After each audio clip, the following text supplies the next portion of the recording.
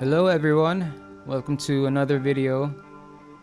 My name is Player One Down, and this time I'm doing a monochromatic painting. It's basically just using one color and using lighter and darker variations of it. As you can see, I'm working from a black and white photo. The reason for that is so I can judge the values easily. This is great for beginners who want to start painting because it doesn't involve other colors. You're just using one and you're just making it dark or lighter. As you can see, I toned the whole area with a middle value gray. That way I can easily judge my values, and from there I can go in two directions. I can either go lighter or darker.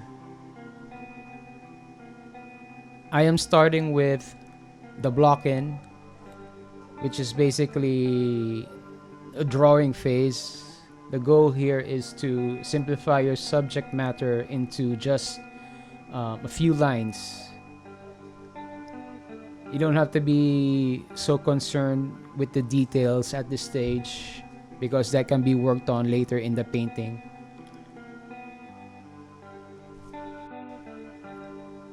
This is a great way of starting a drawing. You can apply this method to basically anything you want to paint or draw.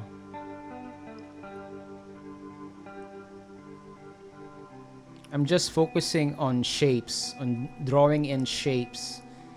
I'm not saying to myself, okay, I am drawing the eye or the ear or the eyebrows. I say to myself, I'm drawing the shape of what looks like an eye, a nose, a mouth, etc. Looking at our reference image, you can see how the subject is lit from the top right, producing shadows on the left side of his face. And those shadows are a good example of what I call shapes.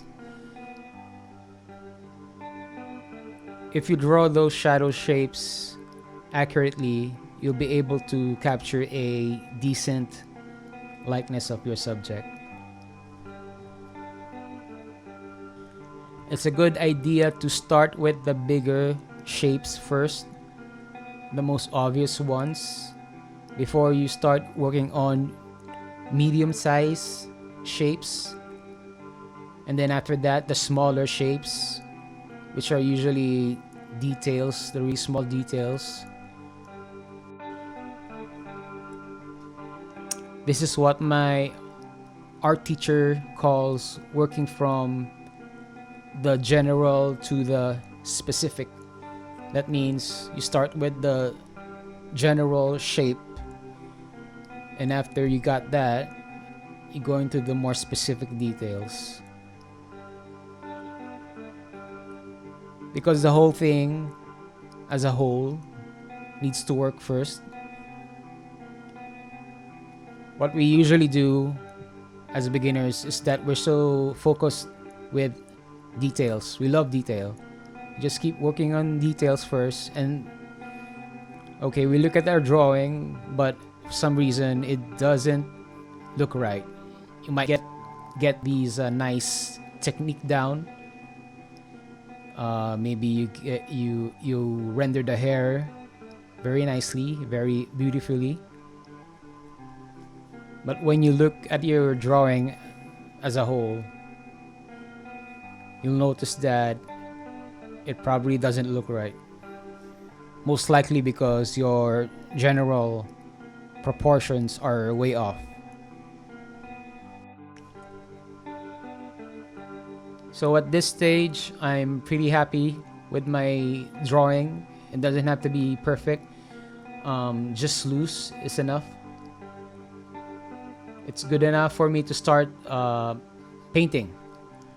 So first I added a tone for the big shadow shapes on the side of his face and on his shoulders. And I've also added a lighter value on the light side of his face. Also on the collar of his shirt as well. Since we've already established a lighter value and a darker value, this already creates contrast in the image. You can tell from afar that it already looks like a person. And that's what's called readability. When you look at a painting up close, you'll see all sorts of shapes, big and small. But when you stand away from it, that's when it starts to make sense. You can tell, oh, that's a painting of a cup or a dog or a landscape.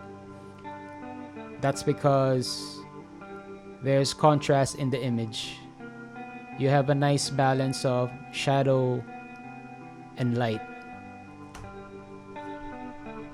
Light and shadow describes everything we see in the world around us. Let's say if there's just pure light, then that's what you see, just light. You probably can't tell what you're looking at. The same with if it's just completely shadow, you're in complete darkness.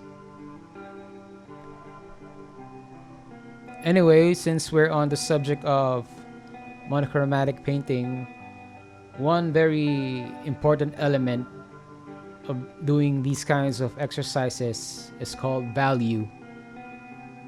Now, value just refers to the lightness or darkness of your color. You'll notice the value scale that just appeared right in front of us. The top color or value is the lightest one that we have. It can be a pure white or something that is close to white.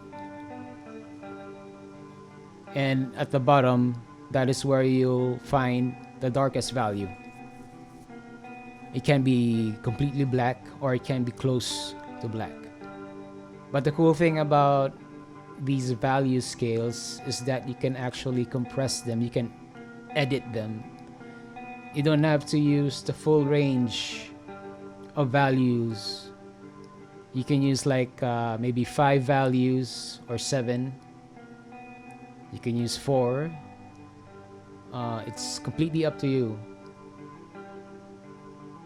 A good example of maybe compressing the value scale is on comics art.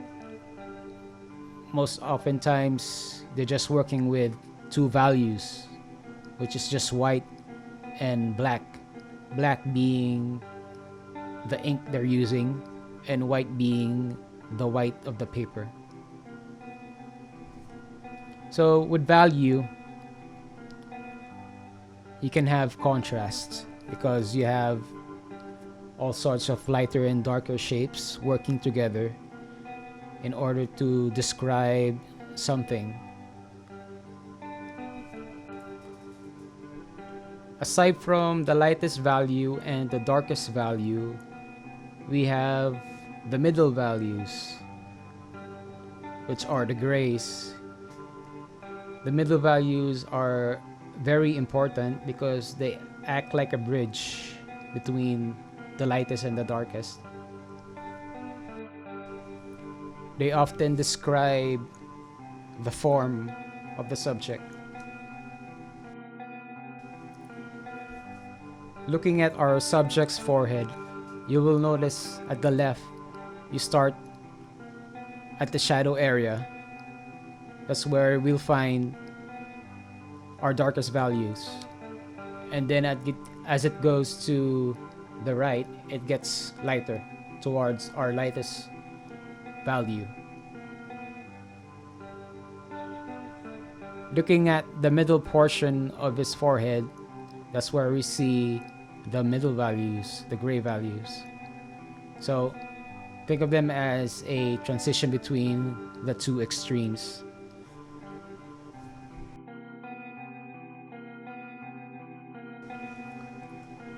Another point I want to bring up when it comes to values is that it's important to remember that color is equal to value, meaning each color has its own corresponding value.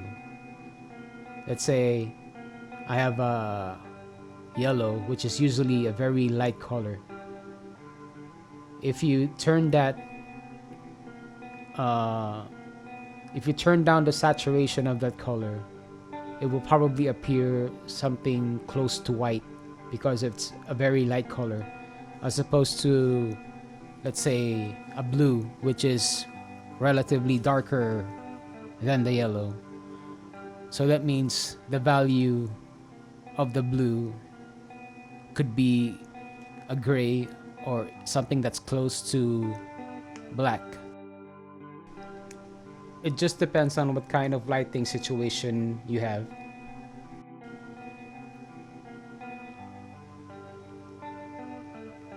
If you look at our reference image, you will notice that the darkest areas of the image you'll find will be on the clothes he's wearing, and obviously on the shadow areas, the shadow side of his face. That's where we'll find all the darker values, and that's where they should be.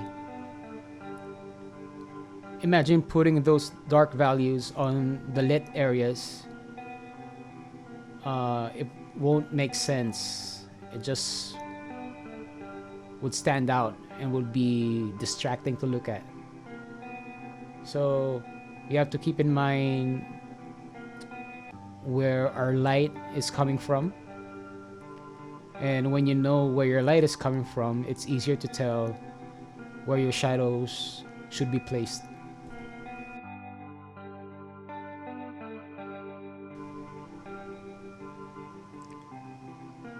Another tip I can give is placing or knowing where your darkest and lightest value should be placed.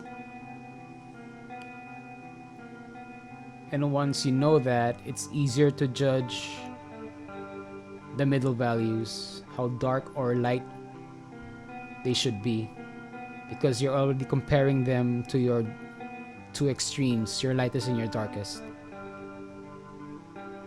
So for instance, the darkest values are placed on his irises. And so once I have that established, I make sure my other values don't get as dark as those ones.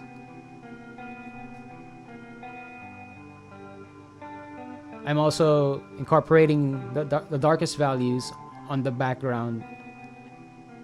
You can see it on the right side. You can also see lighter values on the left side as well, and this makes the figure pop or stand out. Again, that's contrast.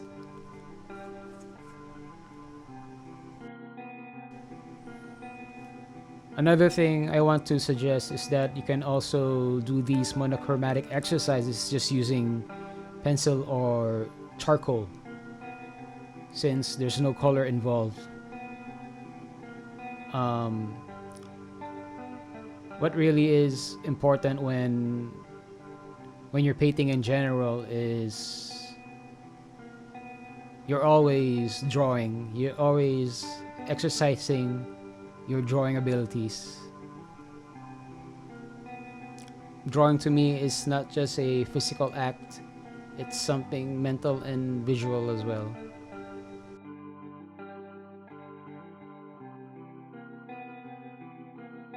So at this stage, I'm just working on the details. I'm probably like 80% done with this one. It's a nice exercise to do. It's a quick one. You don't have to think about color all that much.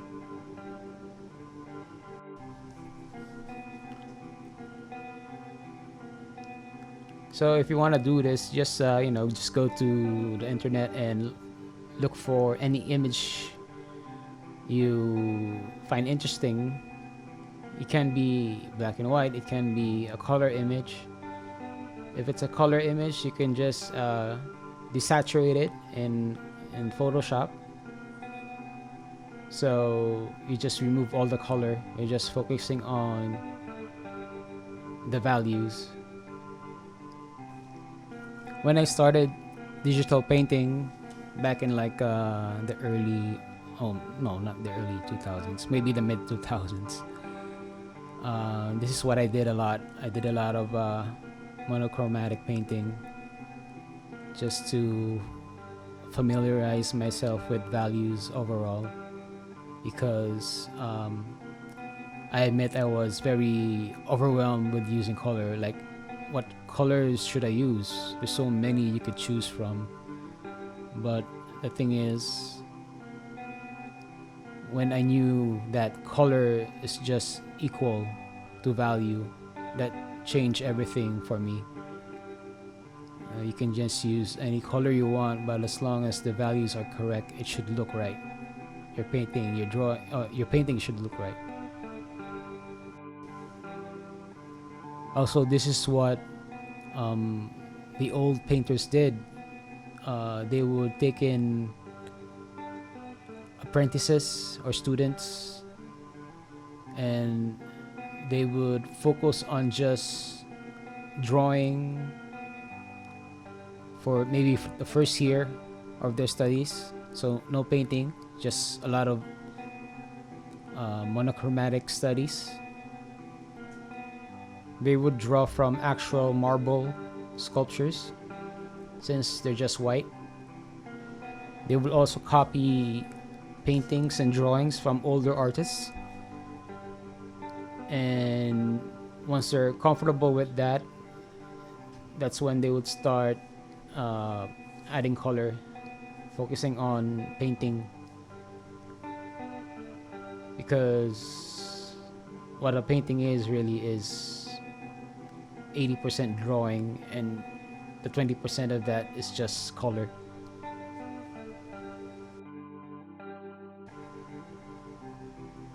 Well, I hope you guys are enjoying the video so far.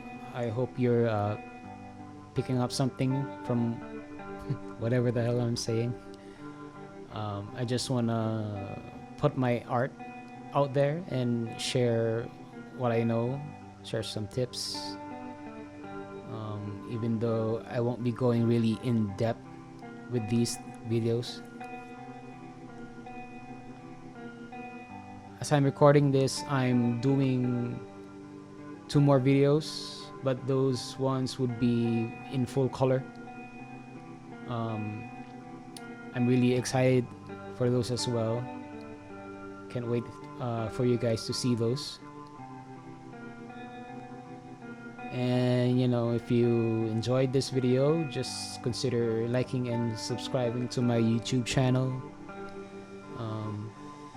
It would mean a lot, so it could motivate me to be more active in the YouTube space.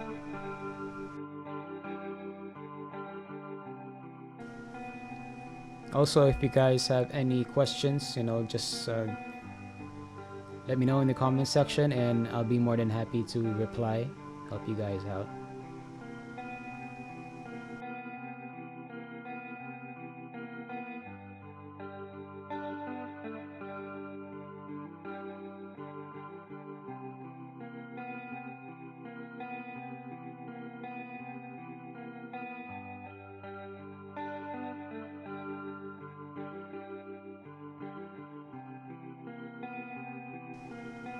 And we are done. Thank you. I'm Player One Down. Please visit my Instagram page, and see you guys soon. Bye bye.